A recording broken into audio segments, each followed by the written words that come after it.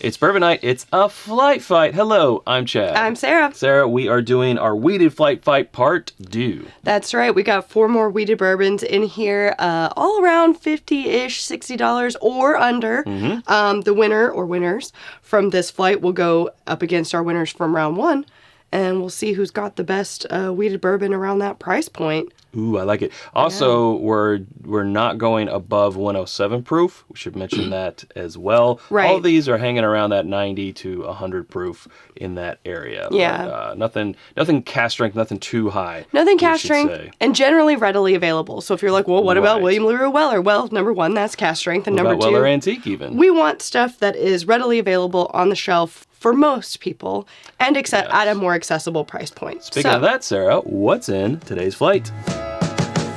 In today's flight, we have Wilderness Trail Wheated Bottled in Bond at 100 proof, Maker's Mark 101 proof, Holladay Soft Red Wheat Bottled in Bond at 100 proof, and Penelope Wheated 4-grain at 95 proof. It's definitely the Penelope the lowest, but not by much. I mean, we're talking about 100, 101. We should also say, if you saw our latest Bourbon Hunting Challenge edition, that's where we got the Penelope. We talked about it being 4-grain. It does have 7% rye in the mash bill, but wheat is the secondary grain. So it's corn mostly, obviously, because it's bourbon, right? And then wheat is the next dominant grain. And based on our research, that is the definition of a wheated bourbon. It's the second, because it has to be a bourbon, right? First, so it has to be at least 51% corn. A wheated bourbon has to have the second grain be most dominantly wheat. Yeah, I thought too. Like, no, it's the absence of rye and then the inclusion of wheat. But we should also say, because we're going to ask you to let us know in the comments what other wheaters. We're only going to do the Maker's 101. One, because the Maker's 90 proof, we're just not fans of. We have that bias and we recognize it. 46 is finished, and then cast strength is over that 107 limit. So this is going to be the only Maker's that is in here. Also, I want to do something fun before we get started. Go ahead down in the comments and let us know who you think Sarah's gonna pick, who you think I'm gonna pick. We would like to know, like, if How you know have we us, never done this before? or like, well, I think I would pick this one. Yeah. Of course you don't know because you're not trying them, unless you are trying them. All right, enough talky. Let's get drinky. The first thing that popped in my mind, I don't know why, but was wasabi. I don't know something. why. But there's no wrong answers. A hint of savory, but mostly sweet, and like butterscotchy brown sugary, which it's giving me specifically corn pudding, like that sweet and savory side dish. Sometimes it's dessert. It just depends on how this is you my like side dish. It's nosing like corn pudding to me. It's a southern thing. I don't know. Is it a southern thing? I think it is a southern thing. It is, but it's not exclusively. All right, to your health. Well, it does have some heat. It does have a kick. Yeah. Not exactly wasabi level, but No. corn pudding. I'm still getting corn pudding with a little bit of cinnamon or like some pepper. I'm sort of getting brownie edges. Oh, okay. A little bit. Well, a brownie mug specifically. I hope we're on this. I hope we arranged these appropriately. Oh, a lot more earthy as it travels down. Yeah. Brownie. I'm going brownie or dark cocoa. It has a nice mouthfeel. I mean, it definitely lets you know that it's got some proof to it. Not too much, right? Still approachable, but it lingers a bit. But the mouth feels like semi-oily, a little bit coating. I see your corn pudding now. Second sip. Wildly different. That's different. That is grain forward. I might have to take a sip first. That is different, but I can't quite put my finger on what. Milling grains. Grains being milled, husk. Corn husk. It does kind of have like a flour smell, like a bakery, the way that it... Yeah. I mean, this is like distillery, not the warehouse smell, but the production, the distillery area smell. Yeah, grain forward on the palate. I do get big old bag of freshly milled flour. Yeah. A teeny bit of spice on the back end. Mouthfeel is a little thinner and not as oily or coating as A was. Agreed. Second sip, it's such a departure. Again, flight fight effect. If you've watched this before, you've heard us talk about the flight fight effect. Second sip, more acclimated to it. It's not as polarizing, but it is definitely in a different ballpark than I feel like any of these. We haven't had C or D yet, but we've tasted just about everything in here. Like when I think of wheaters, I expect them to be sweeter because of the corn and the absence of the rye. And this is just giving, sometimes, this is giving more grain. than desserty sweetness. So yeah, Correct. Back to that desserty sweetness on the nose. Caramel. Yeah, I get some caramel, some cherry, like cherry pie or cherry pie filling, whatever you want to. Yeah, it's kind of reminding me of dough, of bread starter. Wheat, right? Yeah, faintly floral, a little bit of like rose petal or something in there. Yeah, I get you a little herbal. Yeah, nice. Okay. Also decent mouthfeel, semi-coating. I'm also getting more grain on this one. Maybe is it residual from B? I have to see on the second sip, but I do get that like cherry berry towards the finish. Age-wise, it just came into mind. I'm thinking through them. Wilderness Trail, that is the bottled and bond, so it's at least 4 years. It's not the 6 year, it's not the 8 year, so it's probably around that 4 to 5 year mark. Makers typically is 5 to 6 at the oldest. The Holladay is also a bottled and bond, so we know it's at least 4. Sorry. Exactly. Penelope doesn't have an age statement on there, so also at least 4. This one does come a little hotter, like towards the finish. It's got a little bit of dry spice and a teeny bit of heat that it kind of feels like it evaporates off your tongue a little bit quickly. Versus A, which I felt stuck around with that mouthfeel for a little bit. I got a little lemon pop there at the second sip, a little cocktail-ish. Also a departure. Lemon bars. Yeah, like with the powdered sugar on top. Yeah, confectionery. A confectionery note. Yeah, lemon pop, lemon bars, or chess cake, chess pie, some people call it. I see that. Ooh, good color on this one. Let's taste. Also nice and bright on the palate. But then it's more similar to Bourbon C in that it starts off in that like nice and bright place and then it goes into something else and finishes with like a tiny bit of heat and dry spice. Yeah, sweetness. Also. And some sweetness, yeah. Oh, yeah, there's that dry spice coming on. Black pepper, sort of cinnamon. I think those two are the most similar of the whole flight. Bourbon C and D. Interesting. But we'll have to taste through them a second time, as you know that we do. I do like the mouthfeel on that one. I feel like it's... I think I still have hearts for eyes for Bourbon A, but... Well, you didn't have anything before A, so that's why we do it a second time. You never know. So we'll have everything previously on the palate when we revisit A. And then we will do A/B testing things back to back that weren't back to back before. That's what this motion means, Sarah. But we need to reset our palates before we do all that. So while we wait, we really want to tell you guys about whiskyambitions.com. It's our home on the internet. It's where you can get the t-shirt and hat that I'm wearing. Flight boards now back in stock. These have been restocked by, well, around the holidays we called them our elf. I guess you can remain our elf. Sure. Yeah, the flight boards are back in stock by popular demand. This is like batch number 4. They're always a small batch. It's where you can also get hoodies and more t-shirts and bottle cut candles and jar candles and elemental elixir cocktail syrup and more. That's coming soon. New t-shirt on the way at whiskyambitions.com. And you can become a patron at patreon.com/itsbourbonnight and join our community for as little as $1 a month. And that is where you get access to discounts on that merch, depending on your tier, like Chad was talking about. You also get after the episode exclusives, like when we do our A/B testing. That'll be for Patreon only. We'll cut that part out for the long episode. You guys, well, if you want to see that, you can become a patron. Become a patron. And you also get access to our barrel picks. We're trying to get another Russell's pick lined up as we speak. As we speak. And lots more. We got them on hold right now. Right. So, yeah, and then if the names are still scrolling here, you also, you get your name up, and look how great they are. Shout out, because we greatly appreciate our patrons. We do. Couldn't do it without them. Yeah. Okay, so we're going to take some more time off. We're going to come back. We're going to do round 2, and then we're going to get to decide. So, see you soon. And we're back. Thanks for sticking around. Round 2 is getting ready to happen. That's where a lot of things get revealed, Sarah. I like round 2 a lot. I don't know. I kind of already... If you asked me to choose right now, I'd have a pretty confident answer. But let's see. I'll let you know if it changes. Oh. Very desserty. Very sweet nose. I still get that, like, sweet and savory corn pudding. It's a substantial nose. Yeah, a lot of vanilla coming through now that it's been sitting here, too. It's opened up in the glass a little bit. Another benefit of round 2.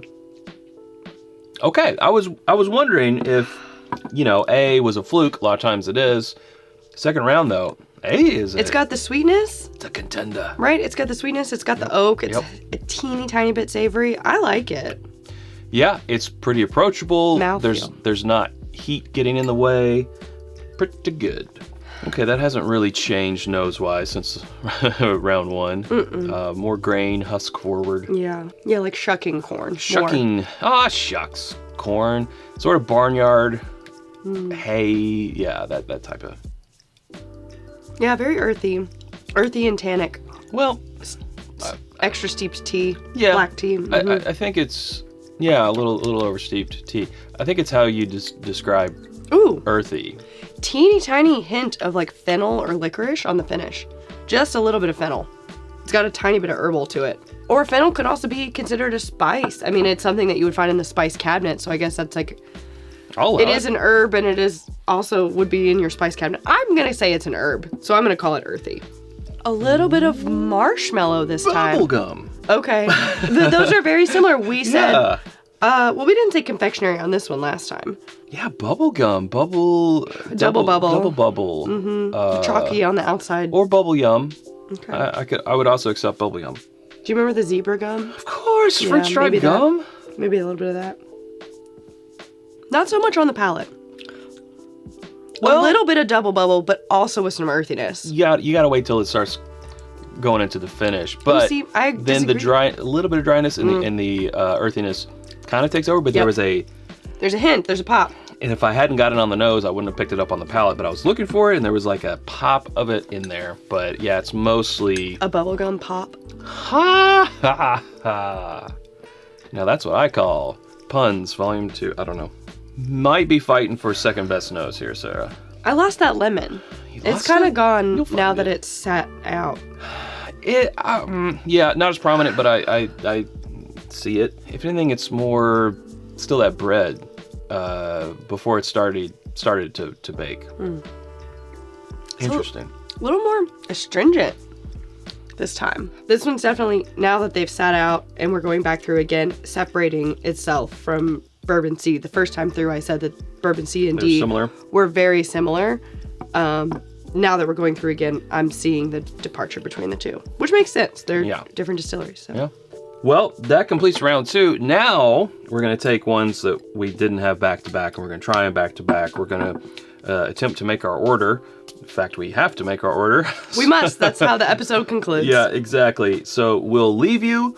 We will join Patreon with another round of Chad and Sarah. And then we'll come back for results time. So, see you then.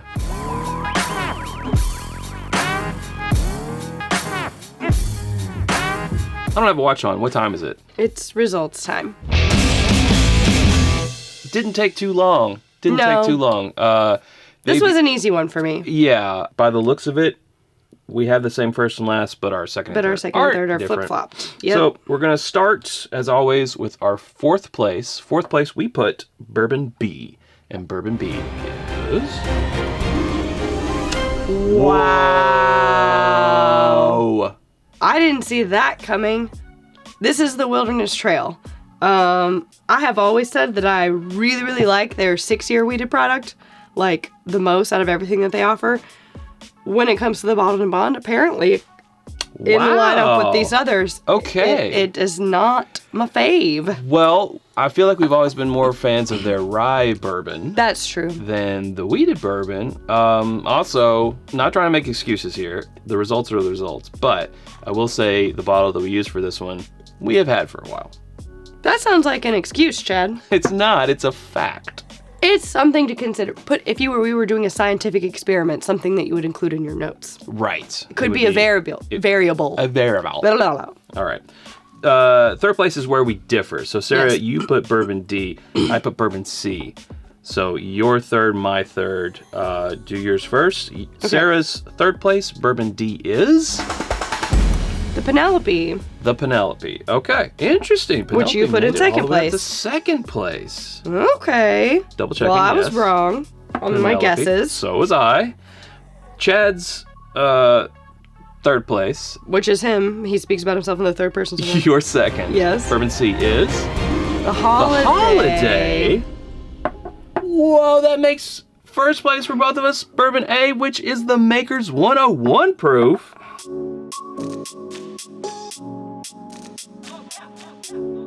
I kind of thought it might Did you? Yeah. I thought it was Holladay all day. Just because of that like sweet dessertiness like that cream corn thing or like corn pudding very much reminded me of Makers. Okay. Not that I wanted to put it there. I actually don't care. Wow. Truly, like if I had to be if I was a betting person, I would have bet on Wilderness Trail.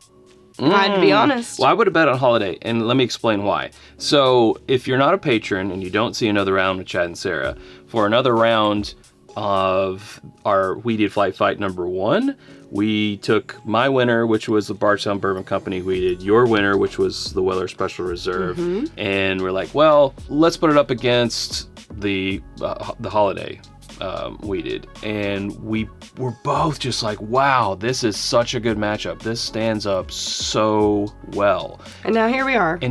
I thought for sure because of that the Holladay would have won, but it's the Makers. We 101. both agreed. Like that was the first thing we agreed on. I think was the winner. Yeah. I'm a little surprised. I mean, we haven't had a ton of experience with Makers 101, except that we vastly prefer it over the 90 proof. Like as a rule, the 90 proof has just never been. It's our least favorite offering from Maker's Mark. I mean, any distillery that you have tasted, you are going to have your most favorite and your least favorite. That doesn't mean it's necessarily bad. Objectively, to us, subjectively, we do not care for it. But now they make more products that we like than that we don't like. So correct. Vastly. Which is great. We love to see that direction. Yeah, vastly. So, wrapping up here, we have my winner, your winner from round 1. So we've got our winners from round 2. That's 3. That's 3. So I feel like we need to come up with a 4th. We need a 4th Wheated flight. And if we can agree, that'll make 4. If we disagree, it'll be a flight of 5 for the finals. For the finals, yeah. So yeah, we got the Bardstown Origin Series Wheated Bottled and Bond. Correct. Right? My Weller Special Reserve, my winner. And then we both have the Makers 101 and Mystery Spot number 4 and maybe 5. So give us some more suggestions for Wheated. Someone, or some people suggested the high wheat of Bardstown Bourbon Company. Okay. Yeah. We have the Old Elk. That's a possibility. Let us know. Let us know what should be in flight number 3. But I guess that's where we should leave it, right? Yeah. Let's leave it there. We'll leave it right there. Hey, if you haven't subscribed to us already, you can do so by clicking right up here. There's suggestions of other videos down here. Hope to see you over there in one of those. Thanks, Sarah. Thanks, Chad. Okay, until next time, drink more Wheated bourbon.